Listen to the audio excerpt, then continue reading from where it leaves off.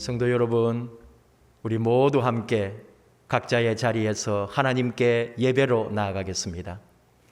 하나님은 영이시니 예배하는 자가 영과 진리로 예배할지니라. 아멘.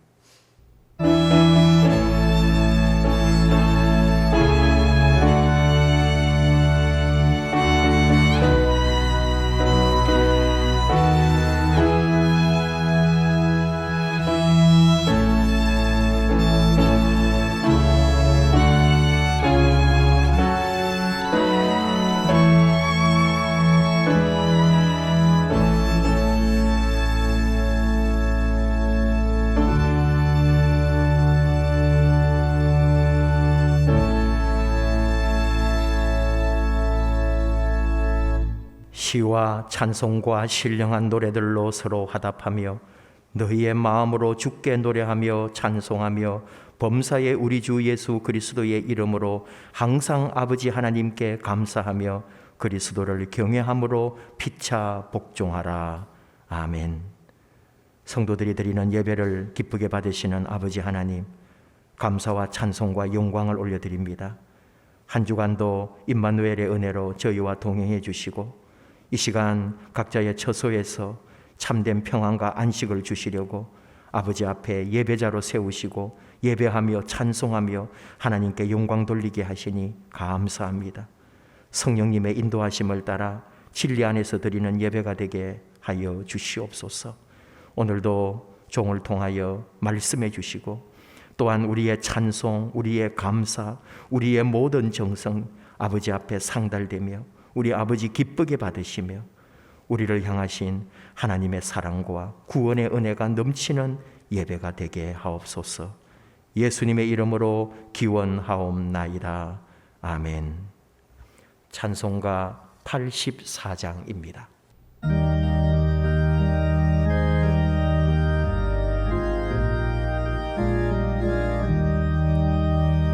온 세상이 깜깜하여서 참 빛이 없었더니 그 빛나는 영광 나타나 온 세상 빛이었네. 영광의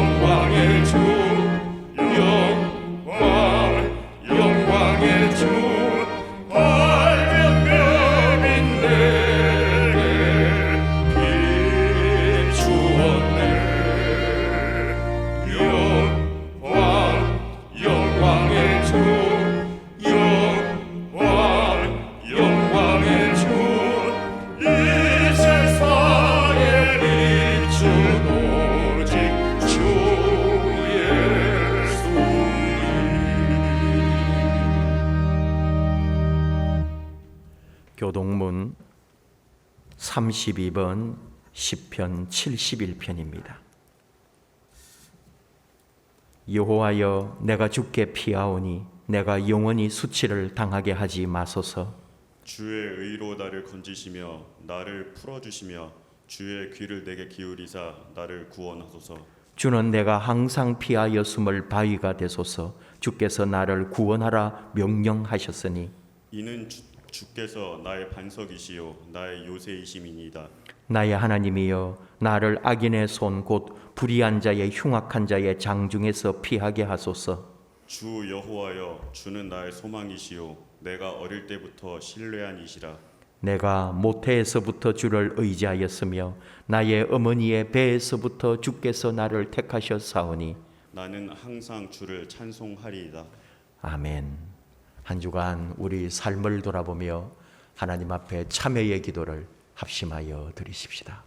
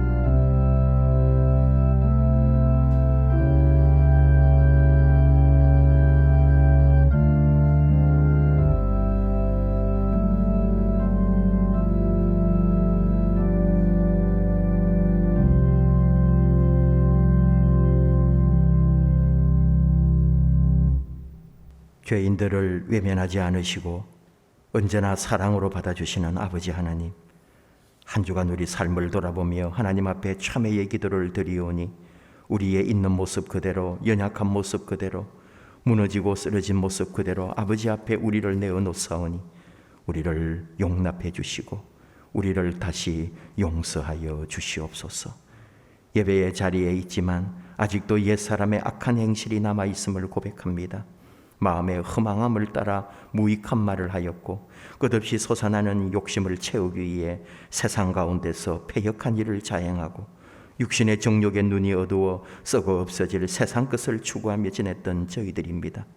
성령님 안에 얻게 되는 즐거움, 성령님을 통하여 얻는 구원의 감격보다도 세상이 주는 재미와 세상이 주는 기쁨으로 만족했던 저희들을 불쌍히 여겨 주시옵소서.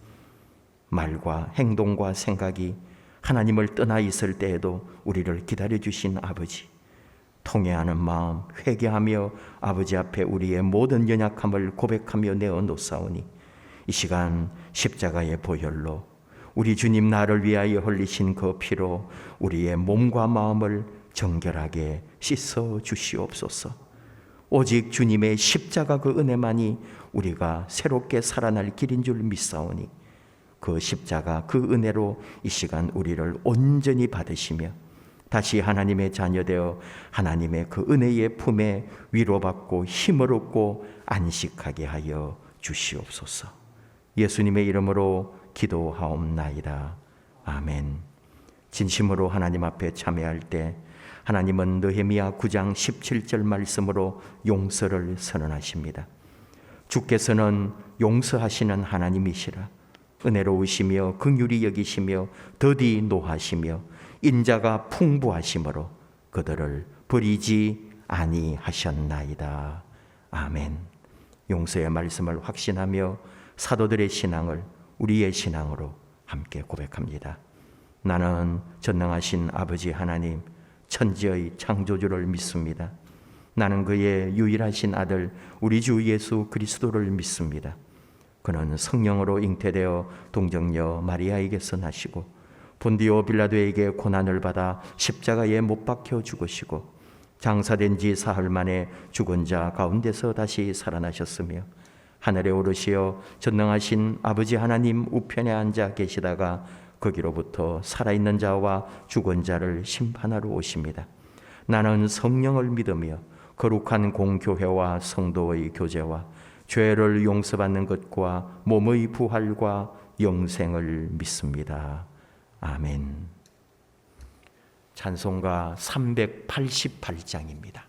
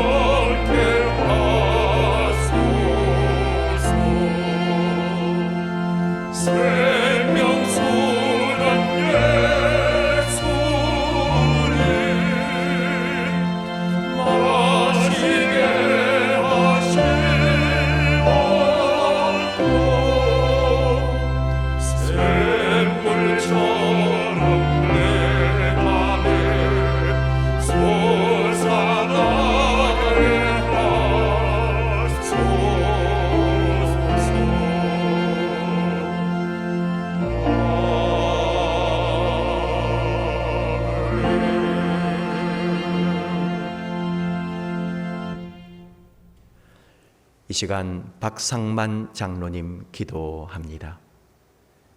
거룩하신 아버지 하나님, 은혜를 감사드립니다. 저희를 사랑하셔서 하나님의 자녀 삼아주시고 복 있는 사람으로 살아가도록 인도하시니 참 감사합니다. 우리에게 오늘도 생명이 있음이 주님의 은혜입니다. 이 시간도 우리에게 베풀어 주실 은혜를 갈망하며 7월 마지막 주일 예배를 신령과 진리로 전심을 다해 예배드립니다. 주님, 이 예배를 통하여 영광 받으시고 은혜 충만하게 부어 주시옵소서. 하나님, 1년 6개월째 지속되는 코로나 재앙 가운데서 지금까지 우리 교회와 성도들을 안전하게 지켜주신 은혜 참 감사합니다. 코로나 전염병으로 인해 교회와 성도들이 살아계신 하나님만 바라보며 흔들림 없이 굳건한 믿음 위에 서게 하여 주시옵소서. 코로나19로 총체적 위기에 처해 있는 지구촌과 우리나라와 교회와 가정을 위해서 저희들이 기도하게 하옵소서. 전능하신 하나님이 역사하셔서 죄악으로 병든 이 땅을 고치시고 회복시켜 주시옵소서. 병든 자를 고치시는 주님, 육신의 병으로 고통 가운데 있는 성도들을 위해 기도합니다. 믿음의 기도는 병든 자를 구원하리니 주께서 그를 일으키시리라 약속하셨사오니 이 시간 병상에 있는 성도님들 하나님의 능하신 손으로 붙잡아 주옵소서. 하나님의 치료하는 광선을 비추어 일으켜 주시옵소서. 하나님의 기적을 보여주시고 영광 받아 주시옵소서. 교회를 사랑하시는 주님, 주님의 몸된 우리 교회가 초대교회의 성도들처럼 전도와 구제 그리고 섬김이 풍성한 교회 되기를 원합니다. 이 시대에 살아있는 교회로 생명력이 넘치는 성도들이 되게 하옵소서. 코로나로 인한 사회적 거리두기가 성도의 교제를 가로막지 못하게 하시고 지혜롭게 대처하여 하나님이 주시는 교제의 풍성함을 누리는 복을 허락하여 주시옵소서. 주님, 우리 교회 교육위원회 여름 행사가 진행 중에 있습니다. 하나님 함께하여 주옵소서. 기도로 준비한 이 성경학교를 통하여 우리 어린 자녀들이 하나님 말씀 잘 배우게 하시고 저들이 하나님의 사람으로 올곧게 성장하여 미래의 우리나라와 한국 교회를 책임질 기둥들이 다 되게 하여 주옵소서. 믿음으로 헌신하는 교사와 교역자들 주님께서 위로하여 주시고 동행하여 주옵소서. 아버지 하나님, 세상에서 일어나고 있는 재난과 역병, 수많은 사건들이 있지만 오늘 저희는 생명의 말씀을 붙잡기를 원합니다. 하나님 주시는 말씀이 우리 삶에 얼마나 큰 위로가 되는지 모르겠습니다.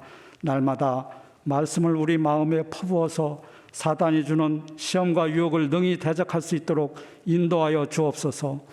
오늘 또 말씀 전해주시는 곽형규 목사님께 성령님께서 함께하여 주시고 말씀을 전해주실 때 능력으로 역사하여 주셔서 듣는 저희들의 마음에 깨달음과 순종할 수 있는 부드러운 마음을 허락하여 주시옵소서.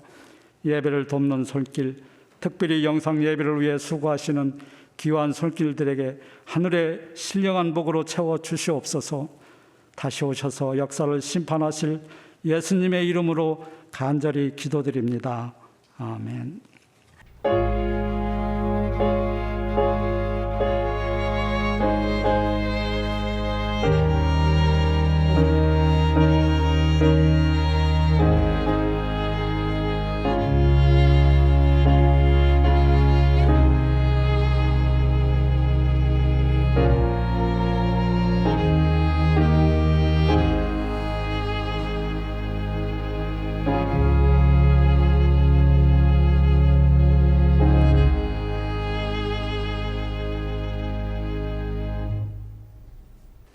이 시간 우리에게 주시는 하나님의 말씀은 마가복음 1장 14에서 20절 말씀입니다. 신약성경 53면 마가복음 1장 14에서 20절, 이 계시의 말씀 봉독할 때에 하나님께서 나에게 주시는 하나님의 음성으로 들리기를 원합니다. 요한이 잡힌 후 예수께서 갈릴리에 오셔서 하나님의 복음을 전파하여 이르시되 때가 찼고 하나님의 나라가 가까이 왔으니 회개하고 복음을 믿으라 하시더라. 갈릴리 해변으로 지나가시다가 시몬과 그 형제 안드레가 바다에 그물 던지는 것을 보시니 그들은 어부라. 예수께서 이르시되 나를 따라오라. 내가 너희로 사람을 낚는 어부가 되게 하리라 하시니 곧 그물을 버려두고 따르니라. 조금 더 가시다가 세베대의 아들 야고보와 그 형제 요한을 보시니 그들도 배에 있어 그물을 깁는데 곧 부르시니 그 아버지 세베대를 품꾼들과 함께 배에 버려두고 예수를 따라가니라. 아멘. 우리 가족들 또 곁에 있는 분들과 함께 서로 인사하고 또 손도 한번 잡아주시고 축복하며 교제합시다.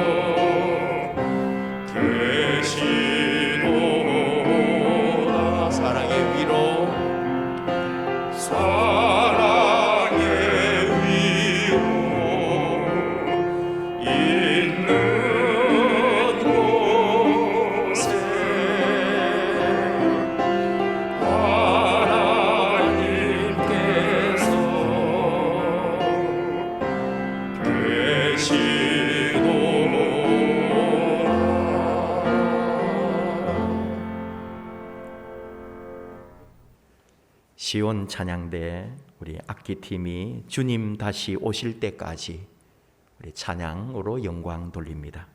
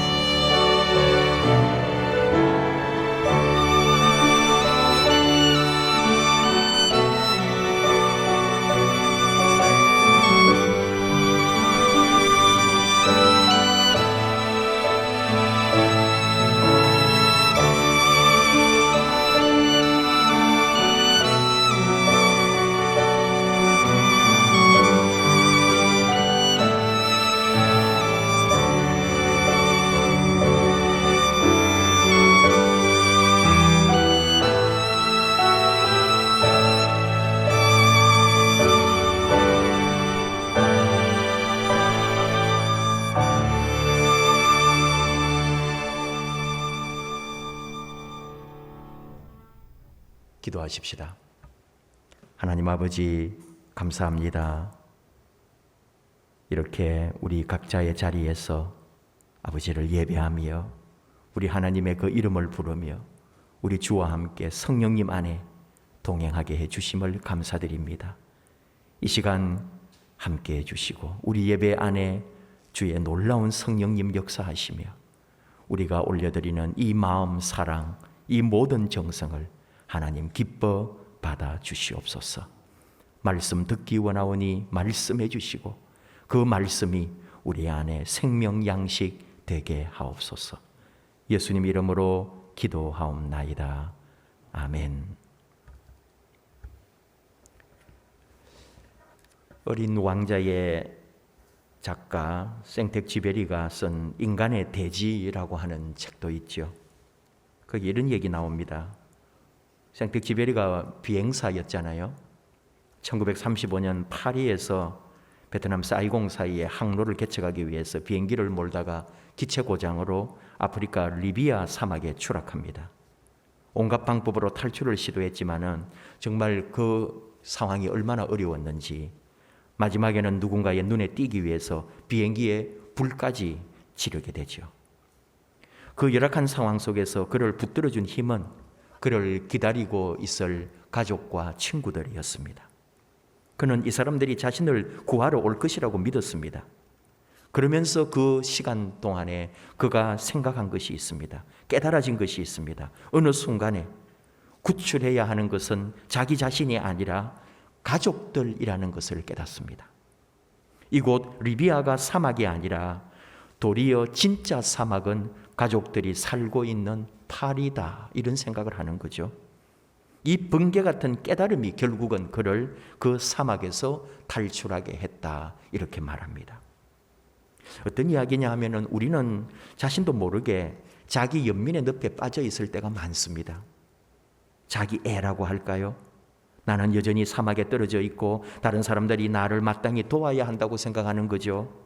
나는 힘들어요. 나는 외로워요. 나는 지쳤어요. 나는 괴롭기도 해요. 나는 아파요.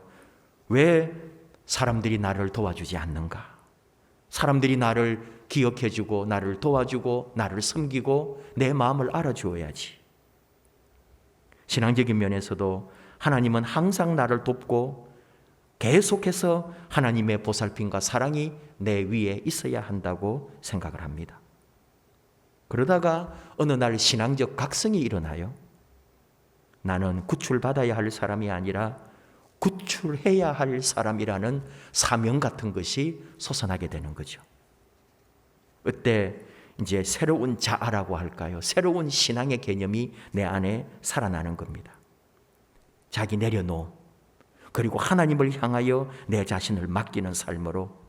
그래서 내가 지금까지 뭔가 사막에서 누군가의 도움을 기다리던 존재였다면 다시 각성하고 깨닫고 하나님의 부르심 앞에서 다시 내가 진짜 이제 사막으로 달려가게 된다, 그런 말입니다. 선교사님들 중에 그런 분이 많습니다. 선교지에 우리가 아는 것처럼 도움을 필요로 하는 수많은 사람들이 가득 차 있죠. 선교사는 선교지 사람들이 다 자기의 도움을 기다리는 사람으로 보입니다. 선교사의 열심은 선교지의 기대만큼 더 강화된다는 거죠. 선교지가 원하는 대로 그걸 채우기 위해서 선교사는 더 열심히 일해야 하는 거죠. 그러다 보니까 오랫동안 받는 선교에 익숙해진 선교지 사람들은 선교라고 하는 말 그 자체를 선교사가 자기들에게 뭔가를 해주는 것으로 아예 그렇게 인식해 버립니다. 그리고 선교사들은 선교지의 요청을 사랑이라는 이름으로 반응하기 위해서 열정적으로 일하고 또 한국에서 보내주는 것으로 그 선교지를 위하여 헌신하게 되는 거죠. 그러다가 이 선교사는 어느 날 자신이 사막에 떨어져 있음을 다시 발견합니다. 첫 번째 사막에 떨어져 있었던 한국에서의 삶, 신앙으로 살고 뭔가 열심히 살고 믿음으로 산다고 하면서도 뭔가 채워지지 않았던, 하나님 앞에서 늘 달라고만 하고 나를 구해달라고만 하고 내가 도움을 받아야 된다고만 생각했던 그 첫 번째 한국에서의 사막이 있었는데 그 사막을 탈출하여 도리어 이제는 내가 구출하고 구원하는 사람이 되겠다고 사막을 향하여 이 선교지에 왔던 거죠. 그러면서 진짜 깨닫는다 이 말입니다. 두 번째 사막인 거예요. 그게 첫 번째 사막은 힘들기도 했지만 그래도 도와줄 사람들이 있었어요.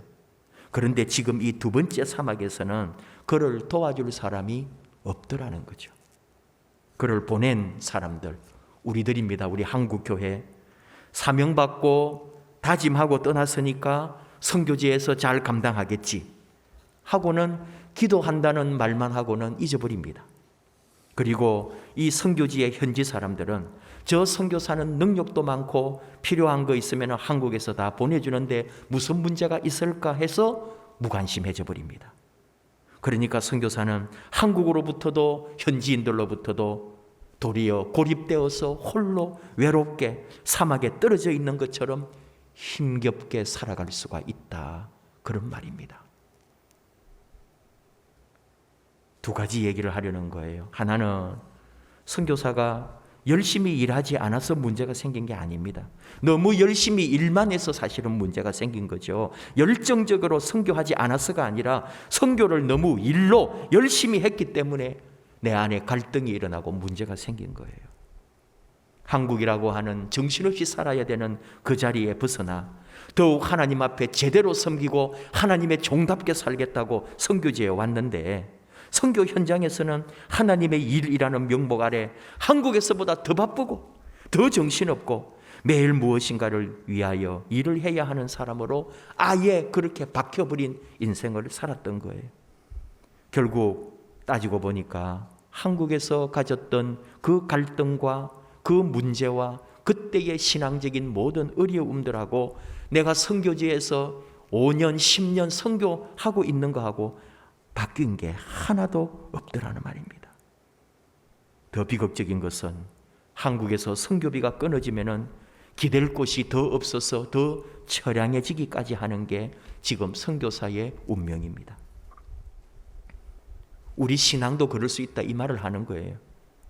하나님보다도 하나님의 일에 그리고 나그네되고 순례자인 우리의 이 믿음의 삶을 잊어버리고 영원히 이 땅에서 살 것처럼 이 세상의 것에 정착민처럼 집중하고 살 때 어느 날 우리의 삶은 또 하나의 사막이 될 수 있다. 그런 묵상입니다. 덧붙여서 또 하나 더 이야기하자면 어제 인도네시아 윤재남 선교사님으로부터 소식이 오고 서로 주고받은 게 있어서 이런 생각을 하고 있는 거죠.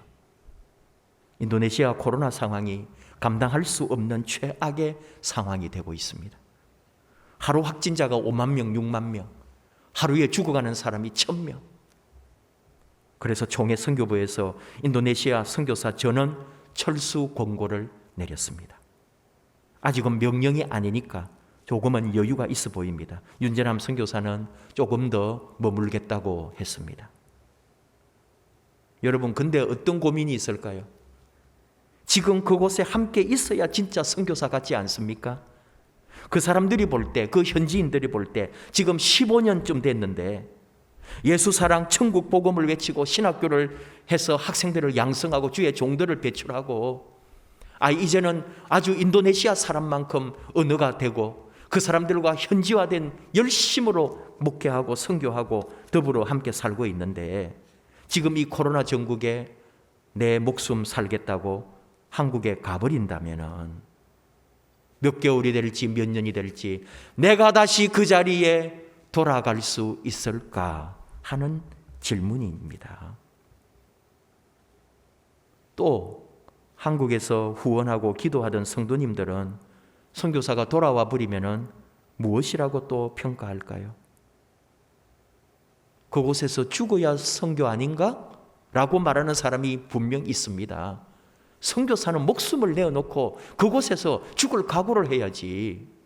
그곳 사람들은 죽어가는데 자기는 살겠다고 돌아와 버린다니 라고 비판하는 사람도 있는 거예요.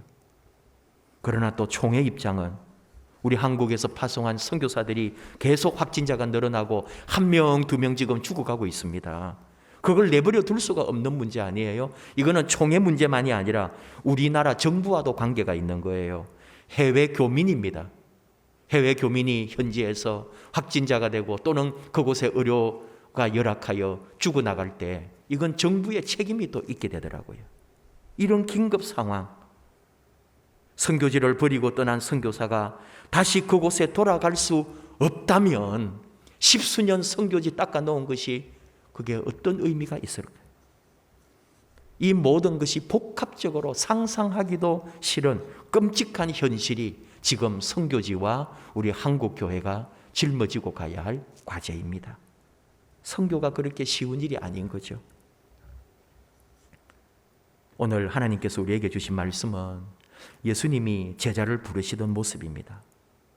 우리 예수님은 어떤 식으로 처음에 제자를 부르고 양성하고 그의 하나님 나라를 확장하기 위해서 사역하셨을까? 지금 우리 현장의 선교사님들이 지금 돌아와야 하나 말아야 하나 아니면 그곳에서 정말 순교해야 하는가 하는 갈등 속에 있고, 우리 예수님이 그 2000년 전 한 명 한 명의 제자를 부르실 때 어떻게 사역을 하셨는가, 이걸 생각하면서 오늘 우리를 다시 한번 생각해 보려고 하는 거예요. 예수님은 어느 날 갑자기 유대 땅에 등장한 분이 아닙니다. 누가복음 3장 23절 예수께서 가르치심을 시작할 때에 30세쯤 되었다 이렇게 말하고 있죠. 그래서 우리는 대체로 예수님의 공생애가 30세에 시작된 것으로 생각을 합니다. 그러나 그것도 정확한 나이는 아니죠. 딱 그곳에 하나만 나오는 이야기고 30세쯤 되었다 했으니까 우리는 그 나이를 사실은 확실하기는 모릅니다. 어쨌든 예수님이 30살에 갑자기 나는 하나님의 아들이다 하고 나타난 게 아니다 하는 걸 알아야 된다 이거예요. 30세쯤 될 때까지 예수님은 유대 땅 또는 그 주변에서 활동을 하고 살아 있었다는 거죠. 그리고 이미 우리가 아는 것은 12살에 유월절을 맞아 예루살렘 순례길에 올랐다가 성전에서 학자들과 토론도 했던 예수님. 그래서 부모님이 찾아왔을 때 내가 내 아버지 집에 있어야 될 줄 모르셨습니까? 했던 그 예수님이란 말이죠. 그리고 12살 이후에도 계속 20살, 약 30살이 될 때까지 그의 어떤 삶의 자리에서 생활했던 예수님이에요. 하늘에서 30살에 뚝 떨어진 게 아니라는 거예요. 어릴 때 우리는 생각하는 거예요. 예수님이니까, 하나님의 아들이니까, 신비하게 태어났으니까 나는 하나님의 아들이야 그렇게 자라났을 거라고, 자기가 메시아라고 이 세상을 구원할 자라고 그렇게 어릴 때부터 아예 확신하고 살았을 거라고 생각하지만 학자들은 구분을 합니다. 인간 예수님과 또 하나님의 아들로서의 예수, 그것을 우리는 그리스도의 인성 또는 그리스도의 신성 이런 것으로 말을 하는 거죠. 분명한 것은 하나님께서 한 인간 예수를 하나님의 위대한 구원의 역사를 이룰 메시아로 준비시키셨다는 거죠. 그리고 성령님이 함께 하시고 메시아로서의 공생애를 시작하고 그리고 십자가의 죽음을 통해 이 인류의 구원을 이루신 예수님을 우리는 말씀을 통해 알고 믿고 또 그렇게 믿음으로 살아가고 있습니다. 예수님도 그냥 한 번에 뚝 떨어진 게 아니다 이 말을 하는 거예요. 어머니 뱃속에서 나왔고요. 어린 시절 마을에서 친구들과 뛰놀았을 거고요. 그리고 10세, 20세, 30세까지 그 세상의 많은 사람들을 또는 어떤 학문을 또는 회당에서의 가르침을 또는 하나님과의 영적 교제를 통해 우리 신학에서 말하는 겁니다. 메시아 인식이 자라났을 거다. 한 인간 예수를 볼 때, 그리스도의 인성으로 예수님을 볼 때 예수님은 한 인간으로 났지만 어머니 뱃속에서 한 아이로 자라났지만 그가 자랄 때 자라면서 하나님께서 그를 통하여 하나님의 구원의 계획을 주시고 메시아 사상이 그 속에서 싹트고 그가 메시아로 부름받게 됐다. 신학적인 얘기입니다. 다시 말하면은 예수님도 처음부터 자라났다는 거예요. 처음부터 배우면서 시작했다는 거죠. 마찬가지로 오늘 예수님이 제자들을 부르시는데도 그렇습니다. 그냥 다 만들어진 제자들, 아주 뭔가 학문을 이루고 사업을 이루고 세상의 어떤 것을 성취한 사람이 아니에요. 그냥 예수님이 제자를 부릅니다. 제자를 한 날 동시에 부르는 것도 아니고 오늘 한 명, 내일 한 명 쭉 가시면서 몇 날에 걸쳐서 제자들을 부르시더라 이거예요. 그리고는 그들을 양육하고 키워내신 거죠. 오늘 주신 말씀에 특별한 말이 없습니다. 우리가 이미 알고 있는 거예요. 그냥 예수님이 갈릴리 해변 가시다가 시몬과 안드레가 그물 던지는 것을 보시고 나를 따르라 해서 따르고, 또 어떤 사람은 그물을 깁고 이미 바다에서 나온 거죠. 그물을 정리하고 그물을 깁고 있는 사람에게 나를 따르라 하고 부르니까 그들이 따라온 거예요. 또 그 다음 제자들도 그런 식으로 한 명 한 명 부릅니다. 처음부터 된 사람이 아니고 다 그렇게 부름받고 자라나고, 사실은 우리가 아는 것처럼 3년 동안 예수님과 동거동락했지만 예수님을 그때도 몰랐다 이거예요. 예수님을 배신하더라 이거예요. 예수님을 오해도 하고요. 결국 예수님의 죽으심 이후에, 십자가의 그 죽음 이후에 부활을 통해 예수님을 다시 발견하고 메시아로 고백하고 그리스도 예수로 영접하고 사도가 되더라 이 말이에요. 처음부터 다시 세팅을 해야 될 때도 있고 처음부터 다시 배워서 우리가 그렇게 자라나게 된다는 얘기입니다. 우리 예수님이 하신 일들도 보면은 그냥 모든 걸 완성해버리고 이루신 게 아니잖아요. 여러분 2000년 전에 인류의 모든 고민과 인류의 모든 문제 다 우리 역사 속에 있을 고통을 다 해결해 놓으시면은 정말 여러분 이 세상이 다 하나님 나라 되지 않았을까요? 그러나 하나님 그렇게, 예수님은 그렇게 하지 않으셨어요. 하나하나 다시 하도록, 처음부터 다시 하도록, 그 시대마다 다시 시작하도록 우리에게 과제를 주시고 인류에게 숙제를 주시고 문제를 주시더라 이거예요. 그리고 우리가 풀어내게 하시는 거예요. 코로나도 그렇지 않습니까? 너무 코로나를 여러분 영적으로 지나치게 이상하게 해석하는 것도 문제입니다. 그러나 우리 믿음의 사람들은 또 코로나를 하나님이 주신 것으로 인식할 수 있어야 된다는 거죠. 언제나 우리는 하나님께서 이 모든 세상을 주관하고 계심을 믿기 때문에 이 코로나의 시간이 아무리 길어진다 해도 하나님께서 그 속에 역사하고 그분이 이 역사를 이끌어 가시고 이 코로나를 통해 분명 우리에게, 인류에게 이 역사 안에 그리고 이 지구에 우리 하나님이 하실 말씀이 있다는 것을 깨달아야 한다는 거죠. 그리고 우리는 처음부터 다시 이 코로나가 이것을 어떻게 이겨낼 수 있을지 정말로 처음부터 다시 해야 되는 거예요. 지금 우리 백신이나 그 어떤 치료제도 그냥 만들어지지 않잖아요. 수많은 시행착오가 있어야 되고 수천 명, 수만 명이 다 뭔가를 가지고 겪어보아야 그 결과가 나오는 거예요. 그러니까 오늘 우리 삶이라는 게 여러분, 우리 일이라는 게, 우리 인생이라는 게 한 번에 이루어지는 게 어디 있느냐 이 말입니다. 지금 우리가 예수님으로부터 부름을 받았고 또 예수님은 우리를 사명을 주시고 또 우리를 기대하시고 우리를 준비시키시고 우리를 가르치고 양육해서 하나님의 아름다운 일꾼으로, 주님 교회의 아름다운 직분자로, 그리고 하나님 나라를 위하여 쓰임받는 종으로 하나님이 처음부터 우리를 한 걸음 한 걸음 하나하나 만들어 가시고 세워가고 계시다는 것을 깨달아야 합니다. 2000년 전 잃어먹고 또 그냥 그렇게 살다가 떠났으면 아무도 기억하지 못할 12명의 제자들.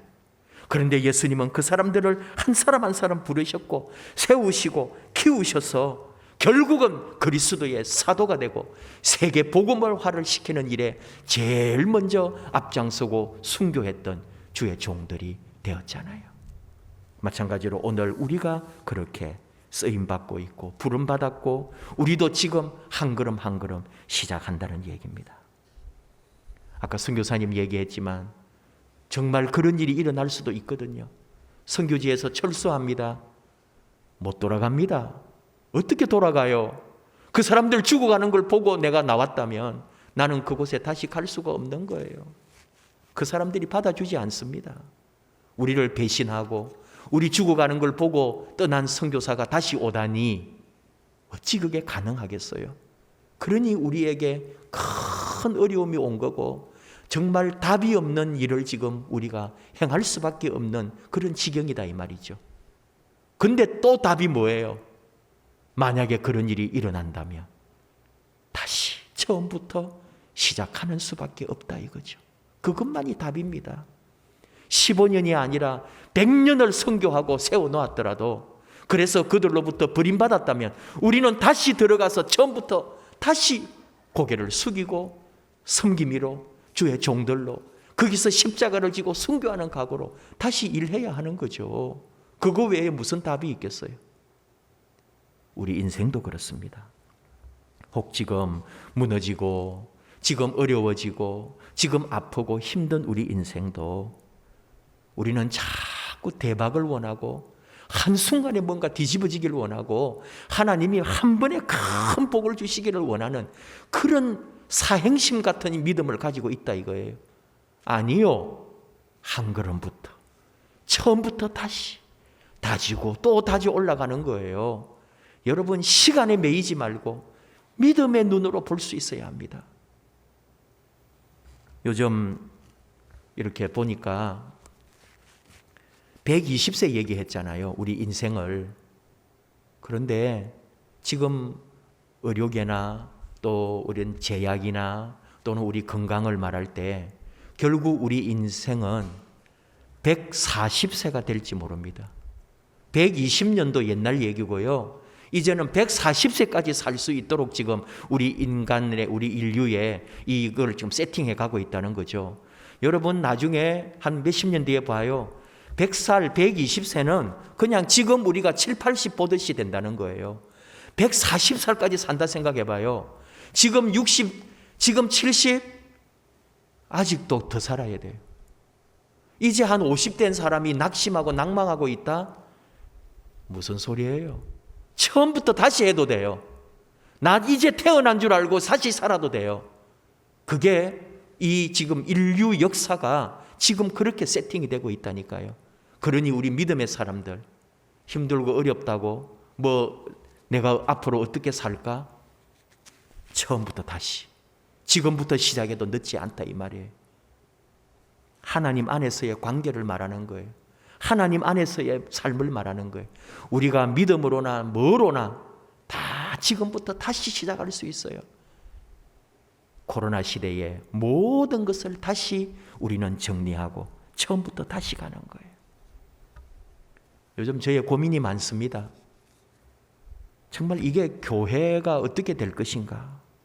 지금 하고 있는 이런 코로나 시대의 목회가 과연 이게 목회인가?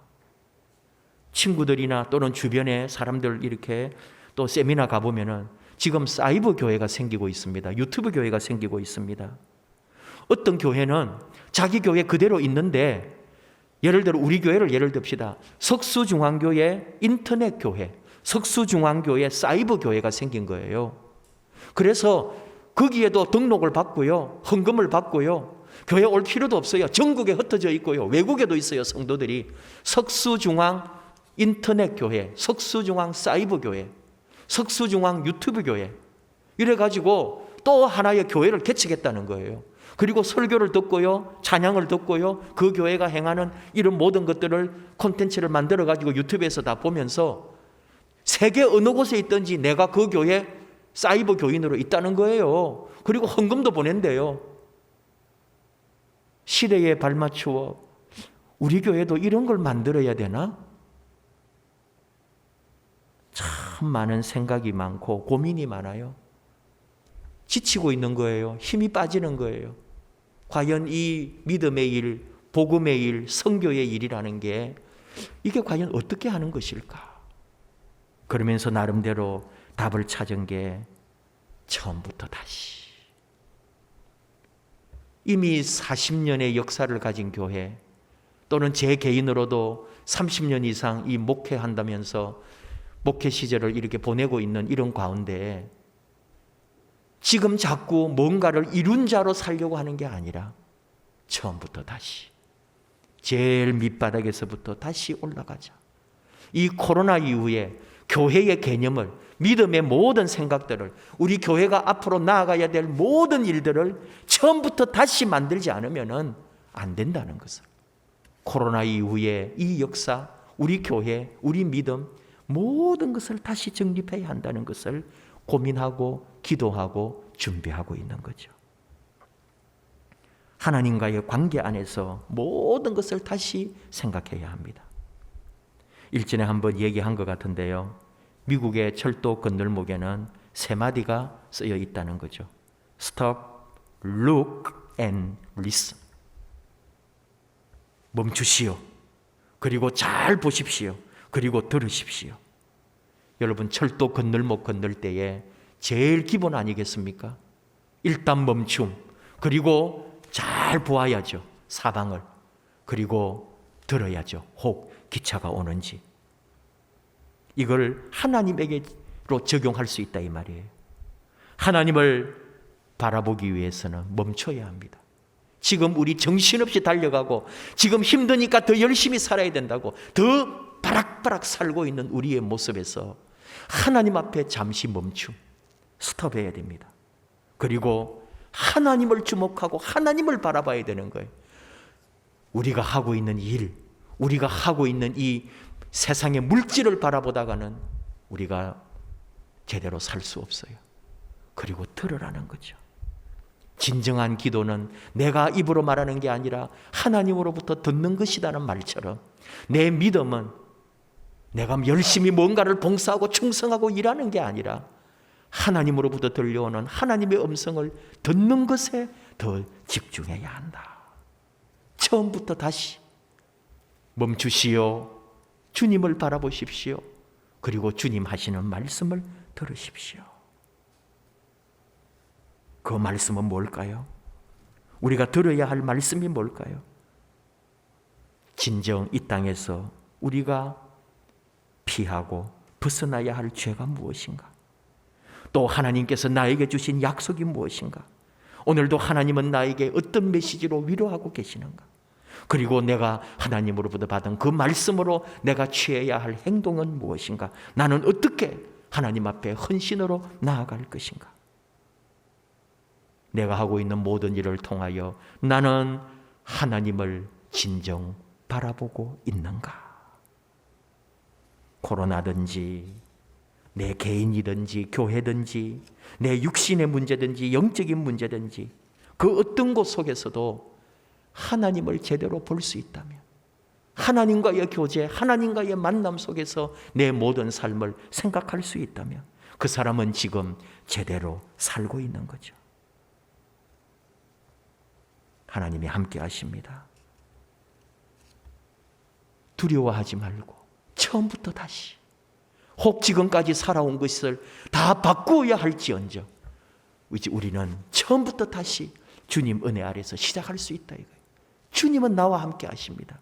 새 시대, 새 변화, 코로나 이후 이 인류가 이 역사가 한 번도 경험해 보지 못한 새로운 시대가 우리 앞에 지금 다가오고 있다 이 말이죠.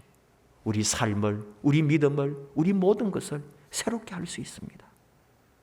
너무 대단한 것을 다 이루어진 것을 보고 찾으려고 하지 마십시오.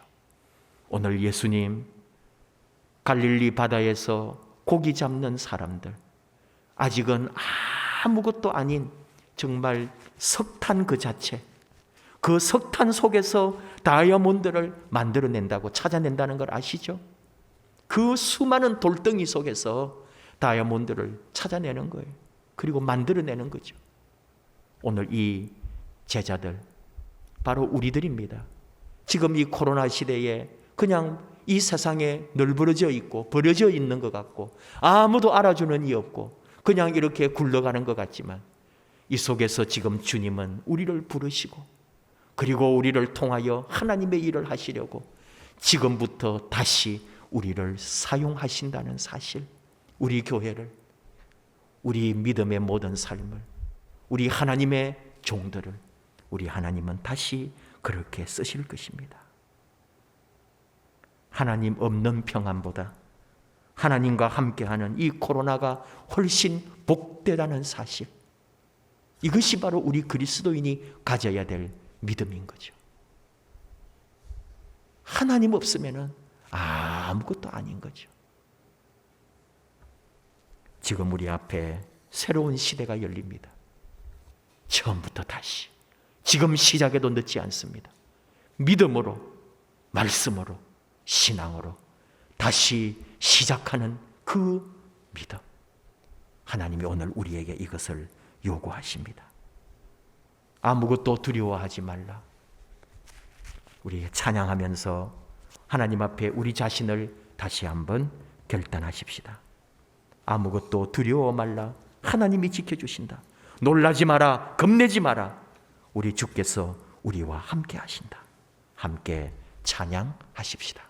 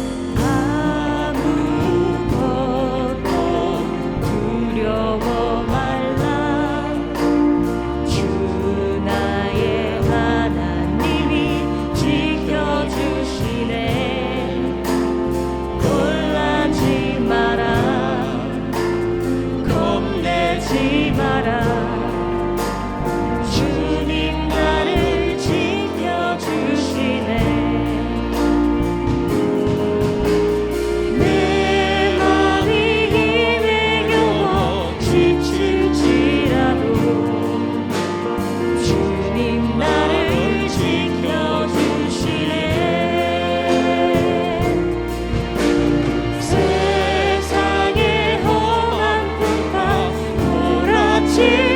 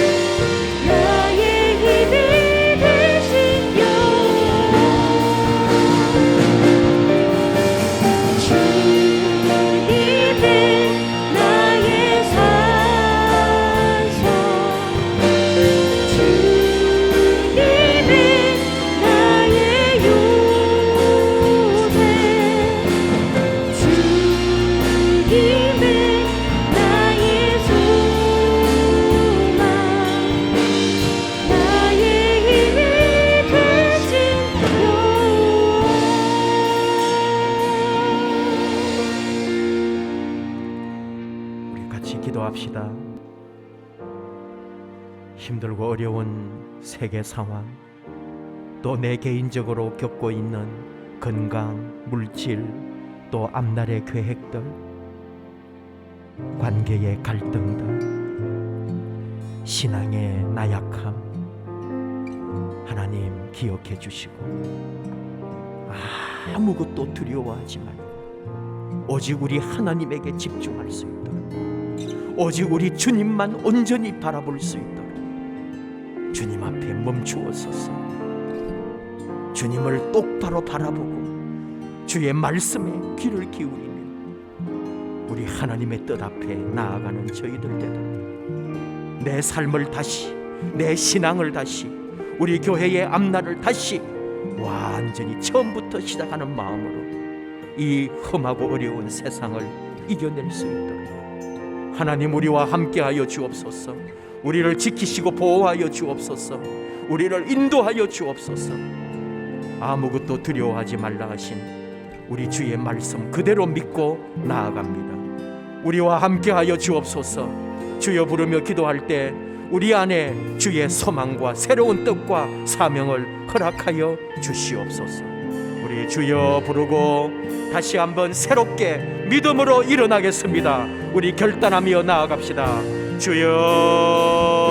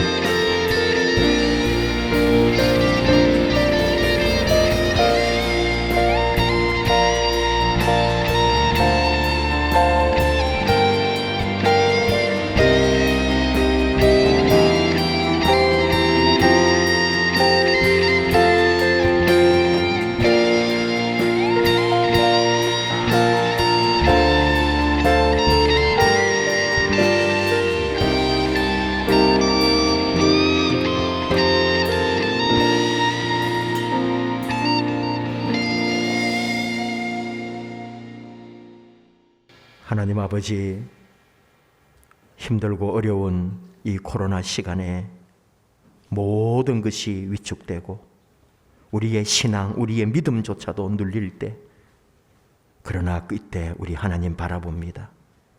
내가 세상 살아가면서 하나님도 없이 믿음도 없이 그냥 이 세파에 흔들리고 있지 않았는지를 다시 한번 우리 깊게 묵상하고 우리 주님의 말씀, 주님의 은혜, 십자가의 그 능력 안에서 다시 한번 내 믿음의 삶을 점검하기 원합니다.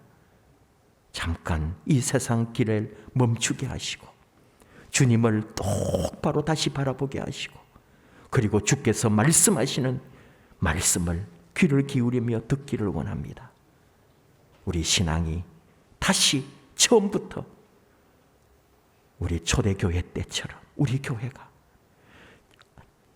첫걸음을 떼는 믿음처럼 다시 시작해서 우리 하나님 아름다운 나라와 주님이 원하시는 그 성숙한 자리에 이르기까지 한 걸음 한 걸음 다시 시작하는 저희들 되기 원합니다.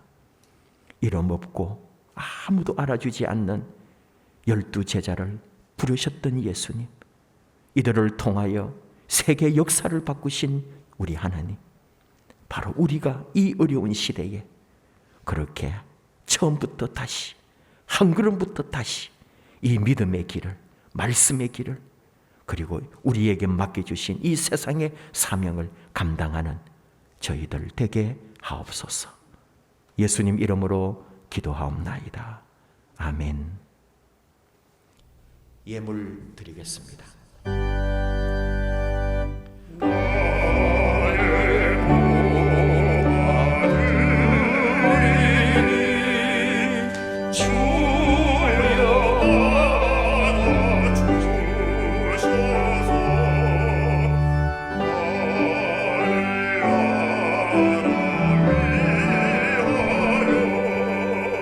주들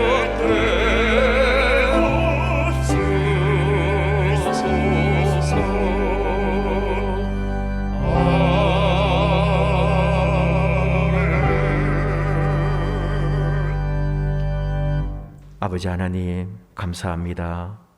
이렇게 각자의 자리에서 예배할 수 있도록 우리의 모든 것 허락해 주시고 또 하나님 은혜로 예배할 수 있게 해주심을 감사드립니다. 예물 아버지께 올려드립니다. 우리의 정성이요, 우리 마음, 우리의 헌신을 아버지께 드립니다. 귀한 예물, 하나님 나라와 의를 위하여, 이 땅에 연약하고 아픈 이들을 위하여, 그리고 온 세계 우리 선교사님들의 사역과 하나님의 말씀과 복음이 필요한 수많은 사람들에게 이 예물이 닿게 하시고 쓰임받게 하시고 그리하여 구원받는 사람이 더 많아지게 하여 주시옵소서. 이렇게 아버지 앞에 11조로 또 감사로 선교로 또 주일 예물로 그리고 작정한 것 마음에 품은 것 기도의 제목까지 아버지 앞에 온전히 올려드립니다. 힘든 중에도 힘들다 하지 아니하고 아픈 중에도 내색하지 아니하고 오직 주님 의지하고 주님 바라보고 주님만 신뢰하고 가는 사랑하는 자녀들 영원히 함께해 주시고 위로해 주시고 치유해 주시고 우리 하나님의 뜻으로 언제나 만족해 하여 주시옵소서. 그 일터에 그 하고 있는 모든 소망 중에 우리 하나님의 은혜가 넘치게 하여 주시옵소서. 감사합니다. 언제나 감사할 뿐입니다. 우리 하나님 그 은혜 앞에 온전히 우리 모든 마음 사랑 올려드리오니 받아주시고 우리 하나님 예비해 두신 하늘의 은혜와 복으로 우리 안에 채워 주시옵소서. 감사드리며 예수님 이름으로 기도하옵나이다. 아멘.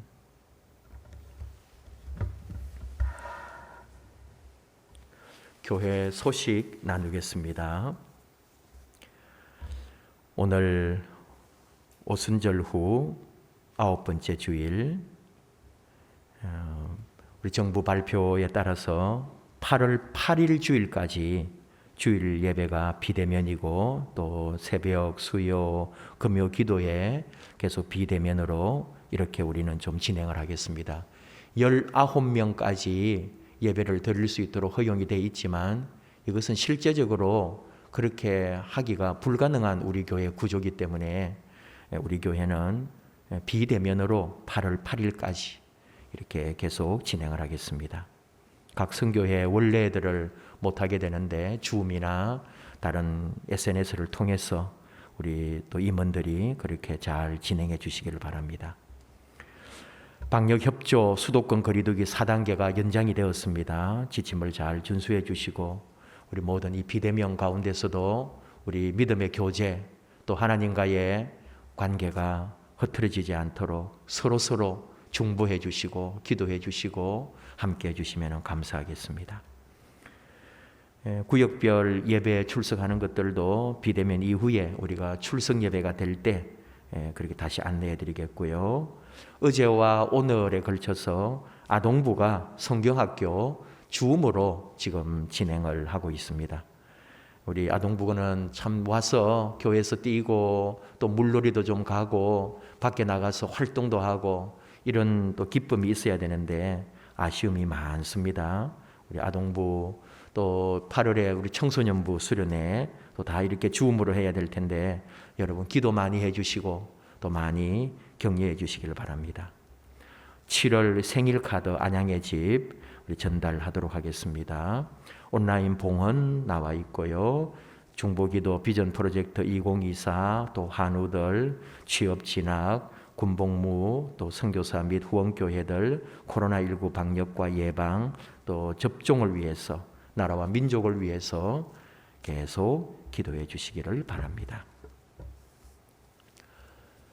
우리 표어 같이 한번 할까요? 2번 합시다. 말씀으로 회복되고 시작. 말씀으로 회복되고 사랑으로 섬기는 교회. 말씀으로 회복되고 사랑으로 섬기는 교회. 이 우리 교회의 표어가 이루어질 수 있도록 우리 항상 같이 기도해 주시고 협력해 주시길 바랍니다. 우리 서로 한번 축복할까요? 가족들, 옆에 계신 분들 참 이렇게 비대면이 너무너무 오래되고 있습니다. 답답하고 참 힘드시죠? 우리 교회 또 이렇게 일주일 내내 교회가 비어 있고 또 여러 가지들 답답하고 힘든 일들이 많아서 담임 목사로서도 참 이루 말할 수 없는 아픔이 있습니다. 그래도 우리 성도님들이 계시고 또 기도하고 있는 줄 알고 있고 항상 또 염려해서 안부를 전하시는 분들도 있고요. 감사드립니다. 건강하시고 또 만나서 예배드리는 날 또 그동안 못했던 또 마음과 또 사랑을 나누죠. 우리 같이 한번 인사할까요? 가족들끼리 쑥스럽지만 하겠습니다. 사랑합니다. 사랑합니다. 사랑합니다. 한번 옆에 사람 한번 바라보셔야 돼요. 우리 주님께서 가르쳐 주신 기도 함께 합시다.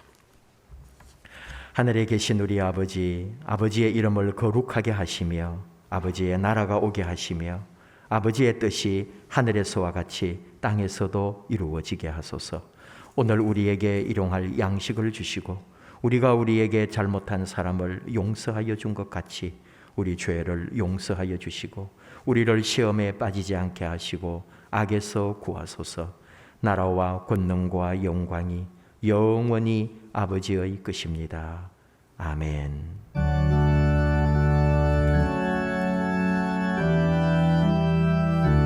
우리 함께 찬양할까요? 손 들고 이 가사가 한 주간 삶이 되기 원합니다. 기도 되기 원합니다.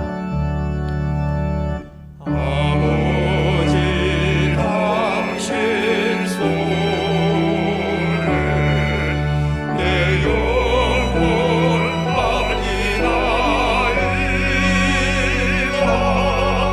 아버지 당신 손에 내 영혼 많이 나이다.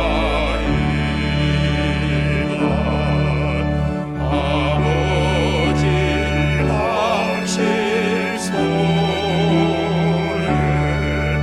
내 영혼 많이 나이다.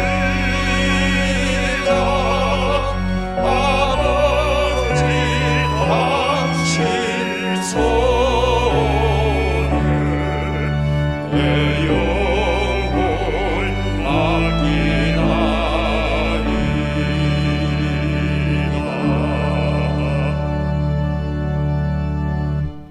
이제는 주 예수 그리스도의 은혜와 하나님 아버지의 사랑과 성령님의 위로하시고 치유하시고 동행하시고 또 우리와의 사귐이 힘들고 어려운 세상살이 속에서도 결코 낙심하거나 두려워하지 않고 우리 하나님, 우리 주 예수 그리스도 앞에서 더불어 함께 바라보며 들으며 동행하기 원하는 사랑하는 자녀들 위해 그 앞날, 그 계획, 가정, 모든 삶 가운데 영원토록 함께 하시기를 축원하옵나이다. 아멘.